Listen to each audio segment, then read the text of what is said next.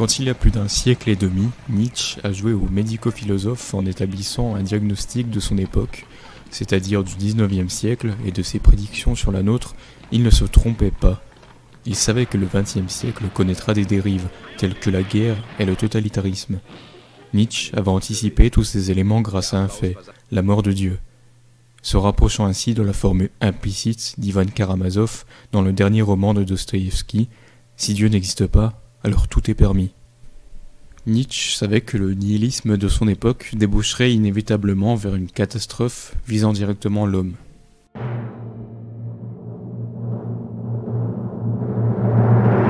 Dieu est mort. Cette citation fait souvent l'objet d'une interprétation tronquée. La plupart des personnes ayant entendu cette phrase mais ignorant la philosophie de Nietzsche lui prêtent souvent à tort une simple volonté de provocation, une façon de s'opposer au christianisme. Or, même si ce culte fait à de nombreuses reprises la cible de critiques dans les ouvrages du philosophe, la véritable signification de cette phrase est tout autre, et a une portée bien plus importante. Il s'agit ni plus ni moins, selon Nietzsche, que la constatation d'une mort non pas physique, mais métaphysique ou abstraite du concept même de Dieu et de ses répercussions sur la société moderne.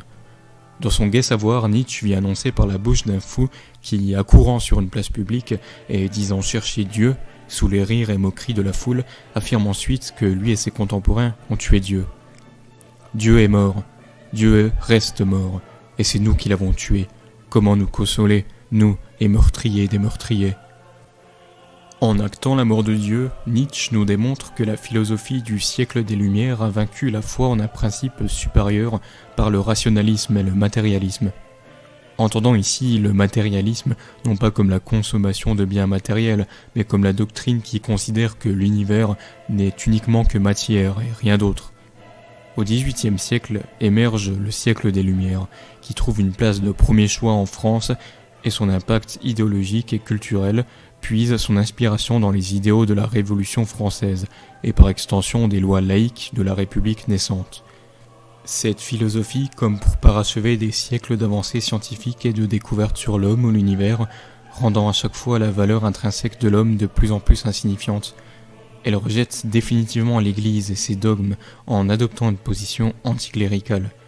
L'objet du culte change de nature, Dieu n'est plus reconnu comme une instance suprême, et cédant ainsi par les Zarathustra, véritable fable poético-philosophique faisant preuve d'une richesse en métaphores symboliques, et que la plupart considèrent comme l'ouvrage le plus achevé de sa carrière, que Nietzsche consacrera un chapitre à l'instance qui a remplacé Dieu dans le Nouveau Monde, c'est-à-dire l'État.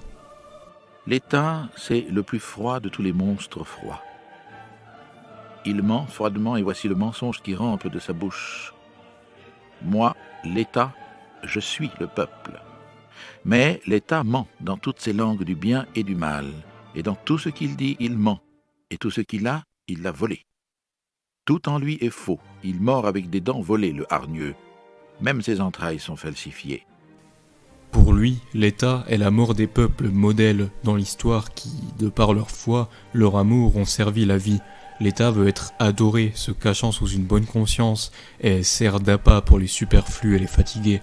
Mais qui sont ces hommes désormais qui ne comprennent pas ou se mettent à genoux devant la nouvelle idole? Malheur, les temps sont proches où l'homme ne mettra plus d'étoiles au monde. Malheur, les temps sont proches du plus méprisable des hommes, qui ne sait plus se mépriser lui-même. Voici, je vous montre le dernier homme.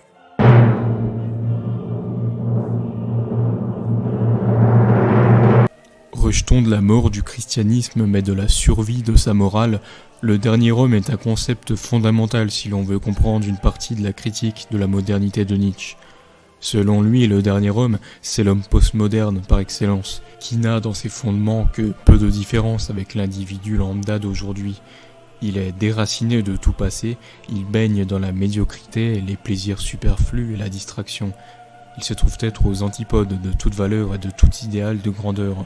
Par exemple, celui du beau, du bien, du vrai et du juste que l'on retrouvait chez les philosophes de la Grèce antique. Ayant tué Dieu, le dernier homme n'a plus non plus de figure paternelle et spirituelle pour guider ses pas et parfaire son éducation, et n'a plus de grandes causes pour lesquelles il lèguerait un sentiment de vitalité au monde à travers une œuvre qui le dépasse. Il n'est plus un créateur, il est morne et fatigué et ne désire plus rien. Il préfère l'autre à lui-même et n'a pas de considération pour sa personne. Amour, création, désir, étoile, qu'est cela? Ainsi demande le dernier homme, et il cligne de l'œil. La terre sera alors devenue plus petite, et sur elle sautillera le dernier homme, qui rapetisse tout. Sa race est indestructible, comme celle du puceron. Le dernier homme vit le plus longtemps. Le dernier homme n'est à sa place que dans la foule, là où il se trouve être complètement désindividualisé. Il se rit du sage ou en prend des précautions comme si ce dernier représentait une menace à son mode de vie fictif et éphémère. Mais pour Nietzsche, il n'est pas trop tard, le dernier homme peut encore agir et influer sur la destinée humaine. Il peut encore s'affranchir de sa condition et de sa petitesse. Et ainsi Zarathustra se mit à parler au peuple. Il est temps que l'homme se fixe à lui-même son but. Il est temps que l'homme plante le germe de sa plus haute espérance. Maintenant son sol est encore assez riche. Mais ce sol un jour sera pauvre et stérile et aucun grand arbre ne pourra plus y croître. Mais alors, comment le dernier homme, lui, si nuisible, peut parvenir à faire croître cet arbre qui portera au monde les fruits de la vie? Comment peut-il parvenir à ce qu'il y a de plus grand en lui?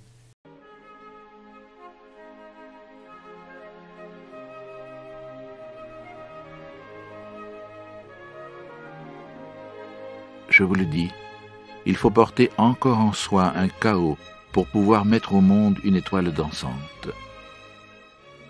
Je vous le dis, vous portez en vous un chaos.